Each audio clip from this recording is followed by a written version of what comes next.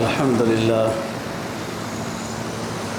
لله وكفى والصلاة والسلام على سيد الرسل وخاتم الأنبياء وعلى آله وأصحابه الذين أوفوا عهده الذين هم خلاصة العرب العرباء وخير الخلائق بعد الأنبياء. أما بعد فأعوذ بالله من الشيطان الرجيم. بسم الله الرحمن الرحيم. ولا تقولوا لمن يقتل في سبيل الله أموات بل أحياء ولكن لا تشعرون. قال النبي صلى الله عليه وسلم إن الحسن والحسين سيدا شباب أهل الجنة. صدق الله العظيم وصدق رسوله النبي الأمي الكريم ونحن على ذلك لمن الشاهدين والشاكرين والحمد لله رب العالمين. دوسرا پارہ سورہ بقرہ کی ایک آیت کریمہ تلاوت کی ہے اور جناب نبی پاک صلی اللہ علیہ وسلم کا ایک فرمان تلاوت کیا ہے جس کو امام ترمذی نے روایت کیا ہے. آیت کریمہ کا مفہوم یہ ہے، اللہ رب العزت فرماتے ہیں کہ لا تقولوا لمن يقتل فی سبیل اللہ اموات، جو لوگ اللہ کے راستے میں شہید کیے گئے ہیں ان کو مردہ نہ کہو، وہ زندہ ہیں، تمہیں اس کا علم نہیں ہے. جناب نبی پاک صلی اللہ علیہ وسلم کا جو فرمان تلاوت کیا ہے، آپ نے فرمایا کہ حضرت حسن اور حضرت حسین رضی اللہ عنہما یہ جنتی نوجوانوں کے سردار ہیں. چوتھے پارے میں جو فرمایا کہ وَلَا تَحْسَبَنَّ الَّذِينَ قُتِلُوا فِي سَبِيلِ اللَّهِ أَمْوَاتًا بَلْ أَحْيَاءٌ عِنْدَ رَبِّهِمْ يُرْزَقُونَ فَرِحِينَ بِمَا آتَاهُمُ اللَّهُ مِنْ فَضْلِهِ وَيَسْتَبْشِرُونَ بِالَّذِينَ لَمْ يَلْحَقُوا بِهِمْ مِنْ خَلْفِهِمْ أَلَّا خَوْفٌ عَلَيْهِمْ وَلَا هُمْ يَحْزَنُونَ. چوتھے پارے میں یہ فرمایا کہ جو لوگ اللہ کے راستے میں شہید کیے گئے انہیں گمان بھی نہ کرو کہ وہ مردہ ہیں، بلکہ وہ اللہ کے ہاں زندہ ہیں اور انہیں رزق بھی دیا جاتا ہے اور اپنے اس عمل کے اوپر وہ خوش ہیں. مزید یہ کہ وہ یہ چاہتے ہیں کہ ہمارے نقش قدم پر اور بھی لوگ چلیں کہ ہمیں جو آخرت میں اللہ نے اتنی نعمتوں سے نوازا ہے، ہم شہید ہوئے تو کاش کہ ہمارے نقش قدم پر کوئی اور بھی ہوں اور اس ترتیب پر آخرت میں پہنچیں. یہ چوتھے پارے کی ہے. آج 10 محرم الحرام ہے اور حضرت حسین رضی اللہ تعالیٰ عنہ اور ان کے بہت سارے اور ساتھیوں کو سن 61 ہجری میدان کربلا میں شہید کیا گیا تھا. اس کی مناسبت سے چند گزارشات عرض کرنی ہیں. رہی بات محرم کے مہینے کے محترم ہونے کی، تو وہ تو شروع سے ہے، یعنی شروع جب سے دنیا اللہ تعالیٰ نے بنائی ہے تو 4 مہینے اس میں محترم رکھے ہیں. ان عدت الشہور جس کا 10ویں پارے میں ذکر ہے اور 7 کافروں کی ایک غلطی کا بھی ذکر کیا ہے کہ ان 4 مہینوں میں لڑائی کرنا منع ہے. ذی-قعدہ، ذی الحجہ اور محرم یہ 3 اکٹھے ہیں اور رجب جو ہے وہ الگ ہے.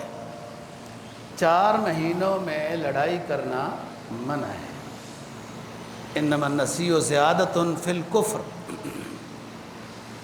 یہ کافر لوگ، اس میں مشرکین مکہ بھی داخل ہیں، کہ ان کو ذی الحجہ میں لڑائی کرنی ہے اور پتہ بھی ہے کہ یہ اب ذی الحجہ چل رہا ہے تو وہ کہتے تھے کہ ذی الحجہ اس دفعہ نہیں آئے گا، بعد میں آئے گا، رجب کے بعد آئے گا ذی الحجہ۔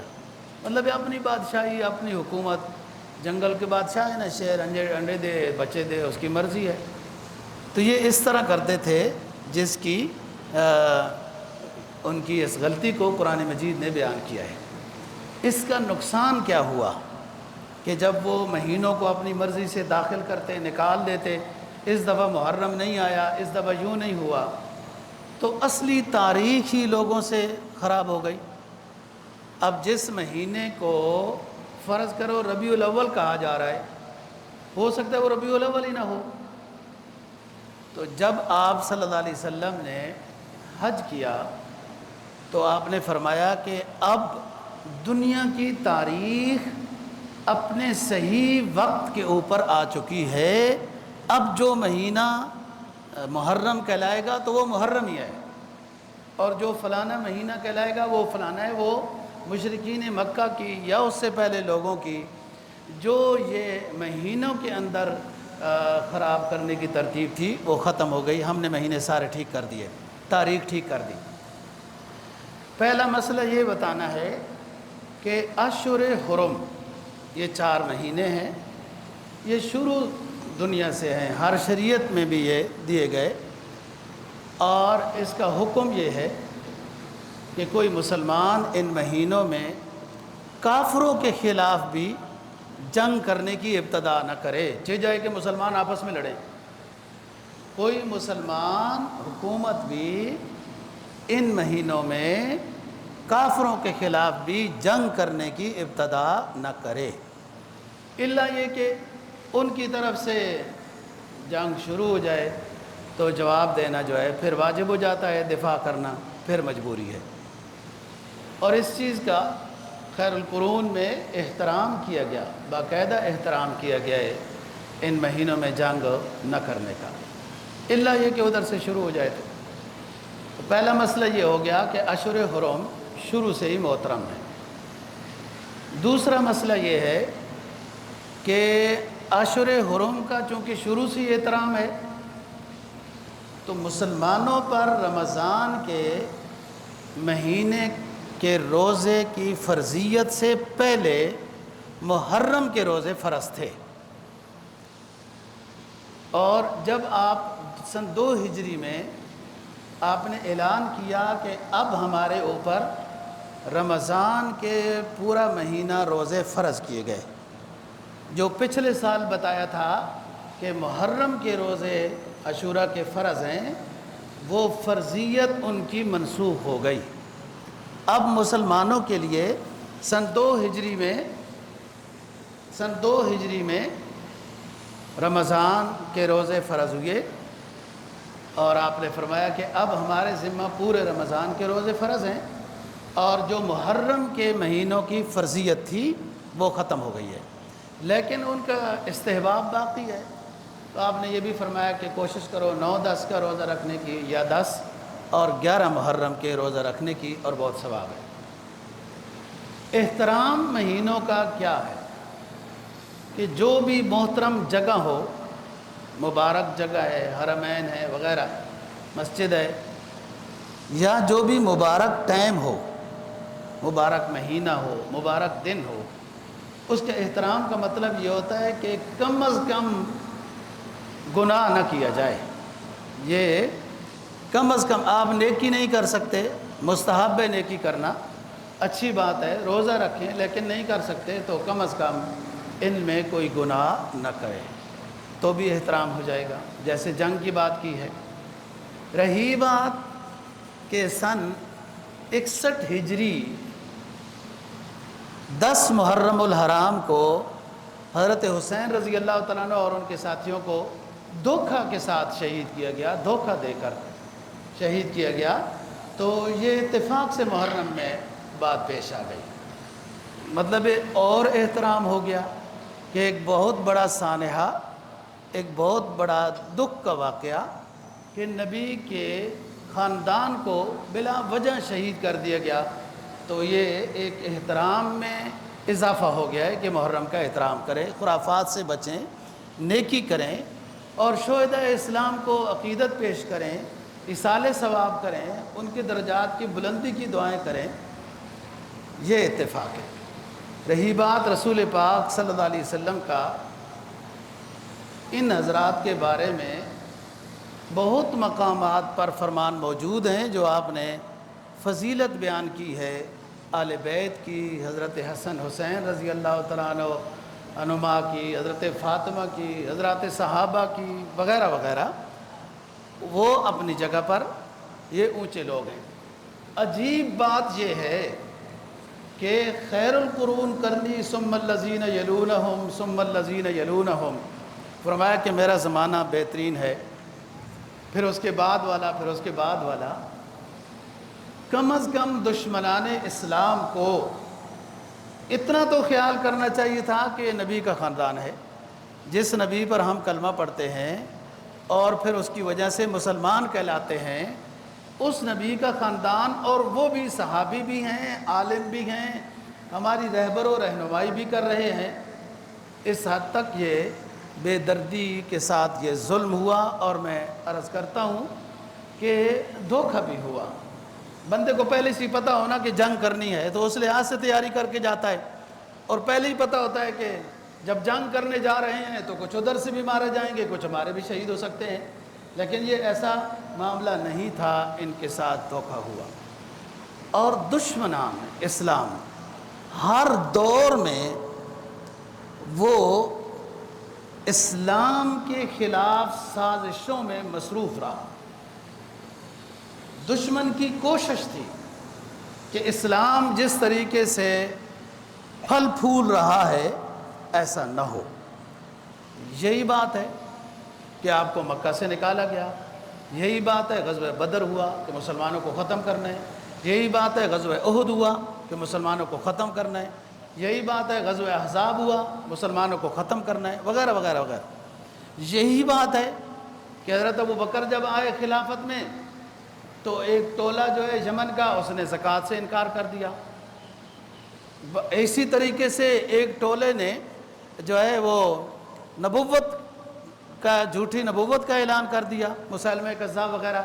یہ ساری دشمنان اسلام کی سازشیں تھیں کہ اسلام جس طریقے سے پھیلتا جا رہا ہے اس کو روکا جائے۔ نبی کو بھی مارنے کی کوشش کی گئی، بعد میں صحابہ کو بھی مارنے کی کوشش کی گئی، جنگیں ہوئیں۔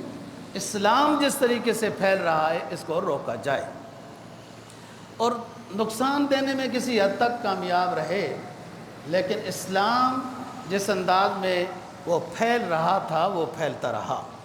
قرآن نے وعدہ کیا ہوا تھا، هو الذی ارسل رسولہ بالہدی ودین الحق لیظہرہ علی الدین کلہ، ہم نے آخری پیغمبر بھیجا، اس کے دین دے کے بھیجا، اور اس کو یہ ملکہ عطا کیا ہے کہ جو اس کو دین دیا ہے لیظہرہ علی الدین کلہ، سارے دینوں پر یہ غالب ہو کے رہے گا۔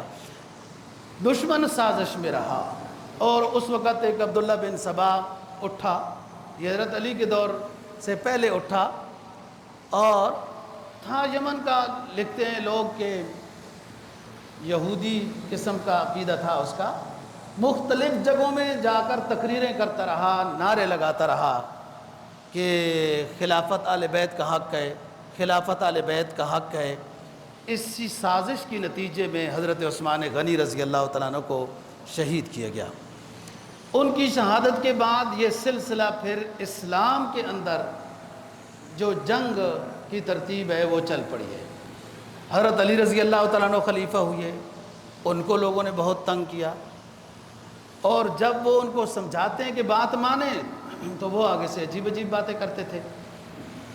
بہرحال میں جو خلاصہ پیش کر رہا ہوں کہ اسلام کے خلاف سازشیں ہوتی رہیں، اور اسلام کو ختم کرنے کی، کمزور کرنے کی یہ سازشیں تھیں، لیکن قدرت کو کیا منظور تھا اور کیا ہونا تھا۔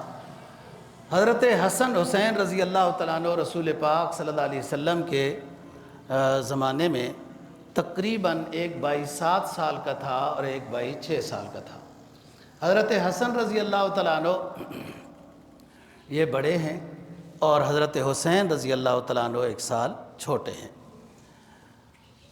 آپ صلی اللہ علیہ وسلم کا فرمان انہی کے بارے میں ہے کہ ان الحسن والحسین سیدا شباب اہل الجنہ، کہ حسن اور حسین رضی اللہ عنہما یہ جنت کے جوانوں کے سردار ہیں۔ تو اگر ذہن میں یہ اشکال آئے کہ جنت کے جوانوں کے سردار ہیں تو جنت کے بوڑھوں کے سردار کون ہوگا، تو اس کا جواب یہ ہے کہ جنت میں جتنے لوگ جائیں گے اور اللہ تعالیٰ جنت سب مومنین کو عطا فرمائے، وہ سب جوانی کی حالت میں ہوں گے، ان میں کوئی بوڑھا نہیں ہوگا۔ بڑھاپا ہو، اتنی دوائیاں کھانی ہو، اتنا آرام کرنا ہو، وہ جنت کے مزے کیا لے گا، وہ بیماری میں ہی سارا ٹائم گزار دے گا۔ تو اس لیے آپ نے فرمایا کہ سیدہ شباب اہل الجنہ، یہ جنت کے جوانوں کے سردار ہوں گے۔ یہی حدیث حضرت فاطمہ رضی اللہ تعالیٰ عنہ کے بارے میں ہے کہ ان فاطمہ سیدۃ نساء اہل الجنہ، میری بیٹی حضرت فاطمہ رضی اللہ عنہ یہ جنت کی عورتوں کی سردار ہوگی۔ آپ صلی اللہ علیہ وسلم جن دنوں میں بیمار چل رہے تھے اور آپ نے سب ازواج مطہرات کو بلا کر یہ فرمایا کہ اگر آپ کی خوشی ہو تو میں عائشہ کے پاس ہی بیماری کے دنوں میں رہنا چاہتا ہوں۔ وہ زیادہ خیال خدمت کر سکتی تھی کہ وہ نوجوان تھی، باقی آپ کی جتنی ازواج مطہرات ہیں کوئی بیوہ تھی اور کوئی مطلقہ تھی، عمر میں بڑی تھی، یہ نوجوان تھی، آپ کو ان سے پیار بھی تھا، تو سب نے اجازت دی کہ آپ عائشہ کے پاس رہ سکتے ہیں۔ حضرت عائشہ اس حدیث کی راویہ ہیں۔ عثمان پتہ کرو کیا بات ہے، حضرت عائشہ صدیقہ رضی اللہ تعالیٰ عنہ روایت کرتی ہیں کہ آپ کی بیماری کا ٹائم چل رہا تھا لیکن آپ بے ہوش نہیں تھے، تو حضرت فاطمہ رضی اللہ تعالیٰ عنہ ملنے آئی۔ آپ نے فرمایا کہ ماشاءاللہ میری بیٹی آ رہی ہے، مرحبا، عربی زبان میں استقبال کا لفظ ہے مرحبا، میری بیٹی آ رہی ہے، اور اس کو قریب بٹھایا، قریب بٹھا کے سرگوشی کی۔ ہم بھی بیٹھی تھی لیکن ہم نے وہ سرگوشی نہیں سنی، تو حضرت فاطمہ رونے لگ گئی اور بہت زیادہ رونے لگ گئی۔ آپ نے حضرت فاطمہ کے دکھ درد کو محسوس کیا، پھر آپ نے دوبارہ سرگوشی کی تو فاطمہ ہنسنے لگی۔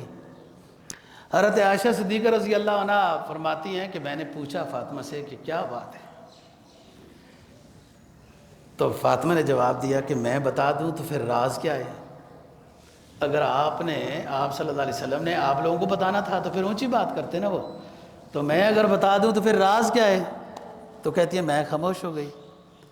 جب آپ دنیا سے چلے گئے اور فاطمہ آتی رہتی تھی ملنے کے لیے، تو میں نے پوچھا کہ دیکھو فاطمہ، میرا بھی ایک رشتہ ہے آپ کے ساتھ کہ میں آپ کے والد کی بیگم ہوں، آپ کے والد کی بیگم ہوں، تو آپ کی ماں ہوں، اس رشتے کا واسطہ دے کر کہتی ہوں کہ اب تو آپ دنیا سے چلے گئے، وہ کیا سرگوشی تھی جو آپ صلی اللہ علیہ وسلم نے آپ کے ساتھ کی۔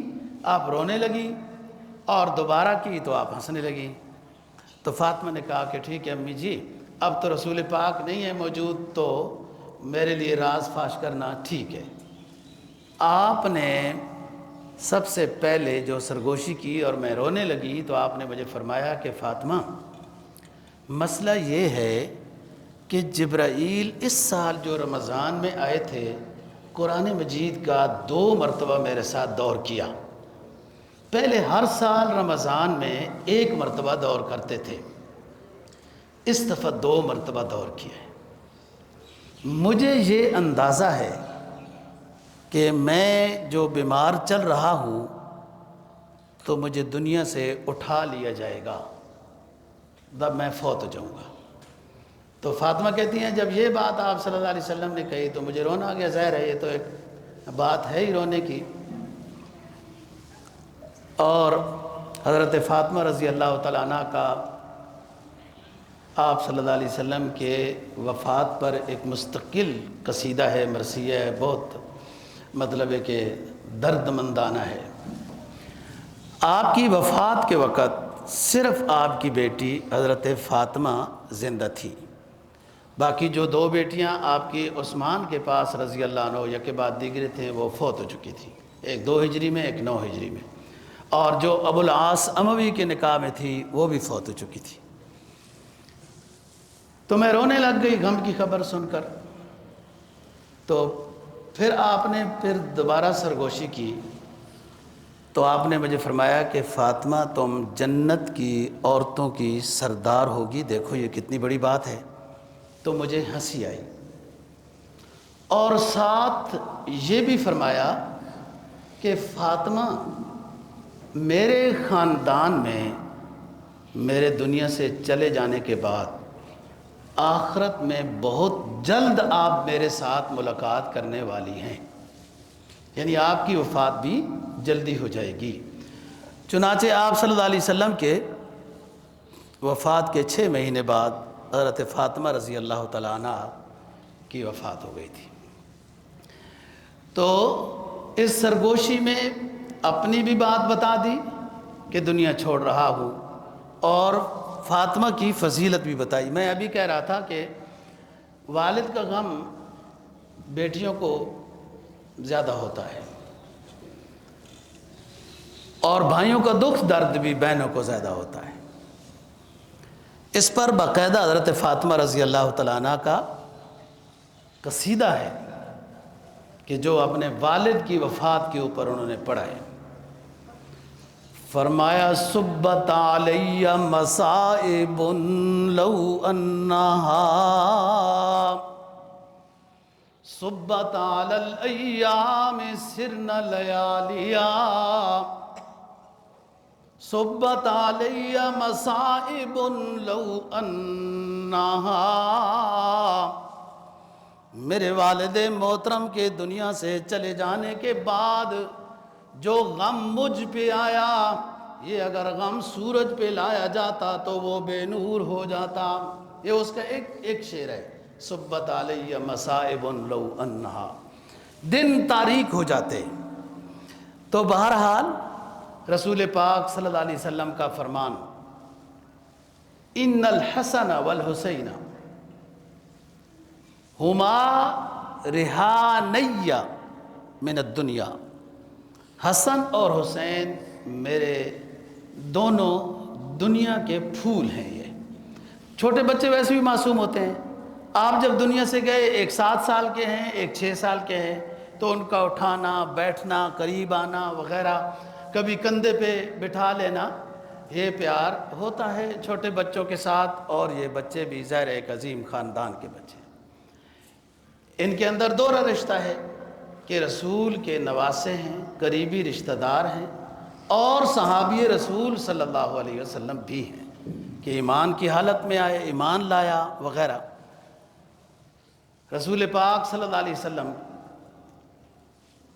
حسن کو 2 روایتیں آتی ہیں کہ آپ نے کندھے پر اٹھایا ہے، اور ایک حدیث میں آتا ہے کہ آپ جمعے کا خطبہ دے رہے تھے کہ یہ دونوں بھائی، حدیث میں یہ بھی ہے کہ سرخ رنگ کا جبہ دھاری دار پہنا ہوا ہے اور آ رہے ہیں نا، تو آپ صلی اللہ علیہ وسلم نے ان کو، دونوں بھائیوں کو اپنے ممبر کے ساتھ اٹھا لیا اور فرمایا کہ اولاد آزمائش ہوتی ہے نا، ان کی محبت میں نے ان کو اٹھا لیا ہے۔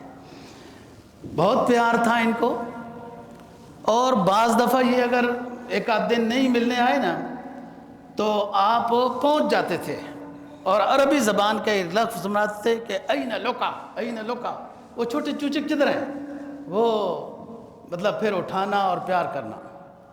حضرت برا رضی اللہ تعالیٰ عنہ روایت کرتے ہیں، رأیت رسول اللہ صلی اللہ علیہ وسلم والحسن علی عاتقہ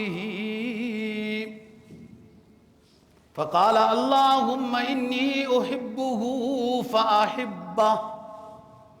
برا کہتے ہیں میں نے دیکھا رسول پاک صلی اللہ علیہ وسلم نے حسن کو اپنے کندھے پر اٹھایا ہوا ہے، اور دعا کرتے ہیں میرے رب مجھے اس بچے سے بڑا پیار ہے، تو بھی اس سے پیار کر لے۔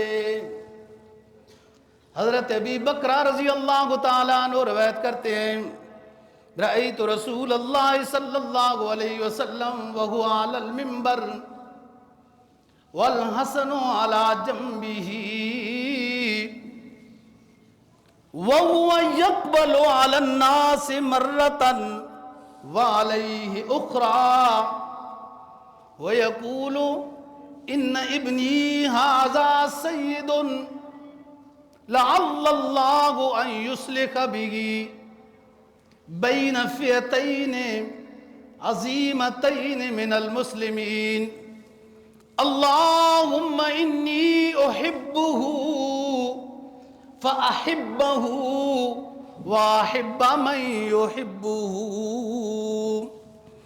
حضرت ابی بکر رضی اللہ تعالیٰ عنہ روایت کرتے ہیں میں نے دیکھا رسول پاک صلی اللہ علیہ وسلم منبر پر تشریف فرمائے اور حسن آپ کی دائیں جانب بیٹھا ہوا ہے، آپ خطبہ دے رہے ہیں، کبھی لوگوں کو خطبہ دیتے ہوئے دیکھتے ہیں اور پھر دوسری مرتبہ اپنے نواسے حسن کو دیکھتے ہیں اور پھر دعا کرتے ہیں۔ ایک جملہ ارشاد فرماتے ہیں کہ اے میرے رب یہ میرا بیٹا، یہ سردار اور سید بیٹا ہے، ایک زمانہ آئے گا یہ میرا بیٹا دو عظیم مسلمانوں کی جماعت میں یہ سلو کرائے گا۔ یہ دنیا نے یہ منظر دیکھا۔ حضرت علی رضی اللہ تعالیٰ عنہ کی شہادت کے بعد حضرت علی نے اپنا خلیفہ نامزد کیا حضرت حسن رضی اللہ تعالیٰ عنہ کو۔ حضرت حسن کی خلافت 6 مہینے ہے، اس 6 مہینے چھٹے مہینے میں حضرت حسن کو سارے سازشی سمجھ آ گئے تھے۔ یہ خط لکھتے ہیں حضرت امیر معاویہ رضی اللہ تعالیٰ عنہ کو کہ ہم آپ سے صلح کرنا چاہتے ہیں، آپ کی شرائط کیا ہوگی؟ حضرت امیر معاویہ رضی اللہ تعالیٰ عنہ نے اپنی حکومت کا لیٹر پیڈ، وہ کاغذ کچھ نہ لکھا اور آخر میں اپنے دستخط کر کے بھیج دیا کہ اے میرے بھتیجو، جو شرط رکھنا چاہو رکھ دو، امت مسلمہ میں صلح ہو جائے، مجھے ہر شرط آپ کی منظور ہے۔ چنانچہ پھر دوبارہ خط لکھا حضرت حسن نے کہ اے یا عم، اے چچا جی، آپ ہمارے ہاں کوفہ میں تشریف لے آئیں۔ حضرت امیر معاویہ رضی اللہ تعالیٰ عنہ بما اپنے ساتھیوں کے کوفہ میں تشریف لے آئے۔ کوفہ جامعہ مسجد جو حضرت علی رضی اللہ تعالیٰ عنہ کی بنائی ہوئی تھی، جمعے کا وقت ہے۔ حضرت حسن نے کہا چچا جی آج خطبہ جمعہ آپ دیں گے۔ حضرت امیر معاویہ رضی اللہ تعالیٰ عنہ نے کوفہ کی جامعہ مسجد میں خطبہ دیا۔ حسن کھڑے ہوئے، سب سے پہلے اعلان کیا کہ میں اپنی خلافت کو حوالے کر رہا ہوں اپنے چچا امیر معاویہ رضی اللہ تعالیٰ عنہ کے، اور ہاتھ پر بیعت کی کہ آپ کی سلطنت ہوگی اب ساری حجاز میں بھی، مکہ مدینہ میں بھی، کوفہ اور یمن میں بھی جو حضرت علی کی جگہ ہیں۔ اور کہا اے حسین میرے بھائی کھڑے ہو جاؤ، اپنے چچا معاویہ کے ہاتھ پر بیعت کرو۔ کھڑے ہو گئے حضرت حسین، حضرت معاویہ رضی اللہ تعالیٰ عنہ کے ہاتھ پہ بیعت کی۔ پھر کہا او گورنر، فوج کا جو جنرل تھا، جو حضرت علی رضی اللہ تعالیٰ عنہ کے زمانے میں جنگ جمل اور جنگ صفین میں بڑا امیر تھا، حضرت علی کا جرنیل تھا فوجی۔ حضرت حسن نے کہا جرنیل اٹھو، حضرت امیر معاویہ کے ہاتھ پر بیعت کرو۔ تو وہ جرنیل تھوڑا چپ ہو گیا، میں کیا کروں، کچھ عرصہ پہلے اسی معاویہ کے خلاف میں جنگیں کرتا رہا، آج کیسے ہاتھ ملاؤں، مجھے شرم آ رہی ہے۔ حضرت حسن نے کہا ہمارا آرڈر ہے، ساری پرانی قدورتیں بھلا دو، سب جنگوں کے نقشے بھلا دو۔ آج حسن نے دو مسلمان جماعتوں کے درمیان سلو کرا لی ہے، اس لیے جنرل صاحب آپ کو بھی اٹھنا پڑے گا۔ چنانچہ وہ اٹھے اور حضرت امیر معاویہ رضی اللہ تعالیٰ عنہ کے ہاتھ پر بیعت کی۔ میں یہ کہہ رہا ہوں رسول پاک صلی اللہ علیہ وسلم کی دائیں جانب جمعہ کے خطبہ کے دوران حضرت حسن بیٹھے ہوئے ہیں۔ راوی کہتے ہیں کبھی خطبہ کے دوران رسول پاک عوام کو دیکھتے ہیں اور کبھی حضرت حسن کو دیکھتے ہیں اور پھر فرماتے ہیں اے اللہ میرا یہ بیٹا ہے، یہ سردار ہے، ایک زمانہ آئے گا امت مسلمہ وہ دور دیکھے گی کہ دو عظیم مسلمان جماعتوں میں میرا یہ سردار بیٹا سلو کرائے گا۔ وہ یہی سلو ہے جو حضرت امیر معاویہ اور حضرت علی رضی اللہ تعالیٰ عنہ کی جماعتوں میں سلو کرائی گئی۔ اور فرمایا اللہم انی احبہ، اے اللہ میں حسن سے پیار کرتا ہوں، فاحبہ آپ بھی حسن سے پیار کریں، واحب من یحبہ، اور اے اللہ ان سے بھی آپ راضی ہو جائیں جو حسن سے پیار کرنے والے ہیں۔ یہ حضرت حسن رضی اللہ تعالیٰ عنہ اونچے لوگ تھے اور ان کی سلو کے بعد پوری سلطنت حضرت امیر معاویہ رضی اللہ تعالیٰ عنہ کے پاس ہوئی، آپس میں تعلقات تھے، صلہ رحمیاں تھیں وغیرہ وغیرہ، حتیٰ کہ رشتہ داریاں تھیں۔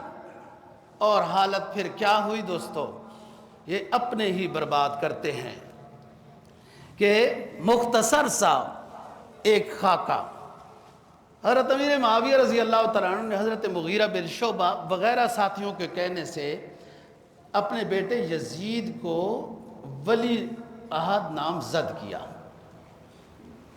اچھا، اگر کوئی بادشاہ اپنی حیات میں کسی کو ولی عہد مقرر کر بھی دے نا تو اس سے فرق نہیں پڑتا، اس کی وفات کے بعد اس ولی عہد کو دوبارہ حلف وہ کیا کہتے ہیں بیعت لینی پڑتی ہے، بس وہ ان کی زندگی میں کام شام کرتا رہتا ہے بندہ۔ جب حضرت معاویہ رضی اللہ تعالیٰ عنہ دنیا سے رخصت ہو گئے تو یزید کو اپنی خلافت کی بیعت ساری جگہوں سے تازہ کرانی تھی، اس کا کوئی فائدہ نہیں تھا۔ یزید نے یہ ایک مہم چلائی کہ میری خلافت پر بیعت ہو جائے، چھوٹے چھوٹے اپنے سائڈوں کے علاقوں میں بیعت کر دی، لیکن مرکز جو تھا وہ مکہ اور مدینہ تھا، وہاں کے لوگ اگر بیعت کریں گے تو یزید کی حکمرانی ٹھیک بن سکتی ہے۔ اس نے بندے بھیجے کہ میری بیعت کی جائے، وہ کوشش کرنے لگے مدینہ میں۔ 5 لوگ ہیں جنہوں نے کہا کہ ہم سوچ و بچار کریں گے، ہم جلدی بیعت نہیں کریں گے مدینہ کے۔ عبداللہ بن عباس رضی اللہ تعالیٰ عنہ، عبداللہ بن عمر رضی اللہ تعالیٰ عنہ، عبداللہ بن زبیر رضی اللہ تعالیٰ عنہ، عبد الرحمن بن ابو بکر رضی اللہ تعالیٰ عنہ اور حضرت حسین رضی اللہ تعالیٰ عنہ۔ ان 5 حضرات نے بیعت کے بارے میں ایک قسم یہ سمجھیں کہ انکار کیا ہے کہ ہم سوچتے ہیں۔ ظاہر ان بزرگوں کے انکار کی وجہ سے کوئی اور بھی بیعت کے لیے تیار نہیں تھا، وہ جتنا مرضی سختی کر لیں۔ عبداللہ بن عباس کی مدرسہ تھا وغیرہ بڑا طائف میں، عبداللہ بن زبیر کی حکومت تھی حجاز میں، مطلب ایک ان کا ایک اثر تھا۔ یہ 2 حضرات تو ادھر تھے، عبد الرحمن اور حسین اور عبداللہ بن عمر رضی اللہ تعالیٰ عنہم یہ یہاں سے گئے مکہ کی طرف۔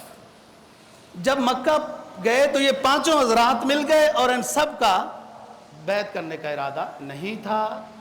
تیاری کا ارادہ تھا کہ ہم کیسے مخالفت کر سکتے ہیں تاکہ قوت اجتماعیہ ہو. تو ایک 4 بندے کی مخالفت سے فائدہ نہیں ہوگا. یہاں پر ان 5 بندوں کی رائے میں اختلاف ہوا. اس دورانیے میں عبد الرحمن بن ابو بکر، حضرت ابو بکر رضی اللہ تعالیٰ عنہ کے جو بیٹے ہیں نا ابو بکر عبد الرحمن، یہ بڑی عمر کے تھے، یہ فوت ہو گئے. پیچھے 4 رہ گئے. جنت المعلیٰ میں ان کو دفن کیا گیا، مکہ مکرمہ کے قبرستان میں. عبداللہ بن زبیر نے کہا کہ حج قریب ہے، یہ ذی الحجہ شروع ہو چکا ہے، حج کا مہینہ ہے، یہاں پر ساری سائڈوں میں لوگ آئیں گے، ان کی ذہن سازی کریں گے اور اس کے بعد پھر پالیسی طے کرتے ہیں، آپ رک جائیں اور حج کریں. عبداللہ بن عباس کی بھی یہی رائے تھی، عبداللہ بن عمر کی بھی یہی رائے تھی.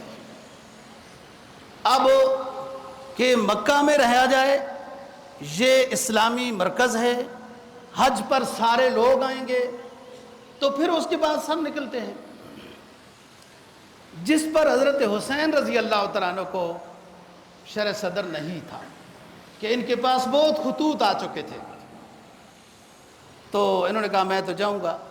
آپ تاریخ پڑھیں، حضرت عبداللہ بن عباس جو ان کے رشتہ دار ہیں، بہت زیادہ اصرار کیا حضرت حسین کو منع کرنے میں، بہت اصرار کیا کہ آپ نہ جائیں، یہ ہلاکت ہے، یمن چلے جائیں، بچوں کو نہ لے جائیں. لیکن حضرت حسین نے کہا ہم کوئی لڑائی کرنے جا ہی نہیں رہے. ہزاروں خط ہیں اور اس پر ایک ایک خط پر کئی دستخط ہیں، سارے لوگ ہمارے ساتھ ہیں، تو ہم بات تو دیکھتے ہیں، کرتے ہیں، سنتے ہیں وغیرہ. دوستو، خلاصہ یہ ہوا کہ حضرت حسین رضی اللہ تعالیٰ عنہ اپنے ساتھ جو ساتھی تھے، 100 کے لگ بھگ، تاریخ مختلف گنتی بیان کرتی ہے، کہ چلے آئے. راستے میں ان کو ایک شاعر ملا، فرزدق. اس سے پوچھا کہاں سے آ رہے ہو؟ کہا کوفہ سے آ رہے ہیں. یہ بندہ اہل بیت سے بڑی محبت کرتا تھا. کہا وہاں کا ماحول کیسا ہے، کیسے تأثر ہے ہمارے بارے میں؟ تو فرزدق نے، ظاہر ہے فصاحت و بلاغت کا امام اور استاد شمار ہوتا تھا، کہتے دل میں کوفہ والے آپ کے ساتھ ہیں، لیکن اگر تلوار چل گئی تو پھر یہ تلوار کی سائڈ میں چلے جائیں گے، آپ کا ساتھ نہیں دیں گے. بہرحال حضرت خلاصہ کلام یہ ہوا کہ دھوکہ اس طرح ہوا کہ بے شک وہ کوفی 1 لاکھ تھے. بعض روایات میں یہ آتا ہے کہ وہ خط تو ہزاروں میں تھے لیکن لوگ لاکھوں میں تھے جو حضرت حسین رضی اللہ تعالیٰ عنہ کو چاہتے تھے. یہ جب انہوں نے، کوفیوں نے جب منظر دیکھا کہ یہاں تو حکومت حسین کے خلاف ہے، تو یہ سارے کوفی جو خط لکھنے والے تھے یہ سائڈ میں ہو گئے اور حسین کا ساتھ نہیں دیا. اگر یہ سارے کوفی جنہوں نے خط لکھے تھے، جو بڑی محبت کا دعویٰ کرتے تھے، شیعان علی کہلاتے تھے، جو بھی کچھ ہو گیا تھا، ان کو حضرت حسین کا ساتھ نہیں چھوڑنا تھا. کہ ان کی بڑی غلطی ہے کہ ان لوگوں نے خط لکھے، اپنی ہمدردی کا اظہار کیا، اس شخص کو مجبور کیا، اور جب وہ دشمن کے نرغے میں آئے تو یہ کوفی سارے سائڈ میں ہو کے کوفہ میں چلے گئے. اور حضرت حسین نے خط کھول کر نام لے کر ان کو مخاطب کیا کہ یہ تم نے خط لکھے ہیں. وہ انکار ہو گئے. اور جو خیموں کی آگ لگی ہے، خیموں کی آگ لگانا ان کوفیوں کی مجبوری تھی. کیوں کہ آج صلح ہوتی ہے، یہ جنگ ختم ہوتی ہے اور خیموں کی تلاشی ہوگی، وہاں سے وہ خطوں کے بورے نکلیں گے اور ان خطوں کے بورے میں ان بدبختوں کے نام ہوں گے جنہوں نے حسین کو بلا کر دشمن کے حوالے کر کے خود سائڈ میں ہو گئے، بعد میں رونا شروع ہو گئے. یہ غلطی ہے کوفیوں کی، جنہوں نے حضرت حسین رضی اللہ تعالیٰ عنہ کو خط لکھے، اپنی امادگی اور خدمت اور ہر طرح کی وفا کا اس میں ذکر کیا. جب وہ آ گئے، ذرا سی سختی دیکھی تو یہ کوفی سائڈ میں ہو گئے، ساتھ نہیں دیا. یعنی حضرت حسین کو مارنے یا مروانے میں ان دوستوں کا بھی حصہ ہے جنہوں نے منگوایا اور ساتھ نہیں دیا. اور یہ بہت بڑا سانحہ ہے۔ اللہ تعالیٰ ان شہداء کے درجات کو بلند کرے۔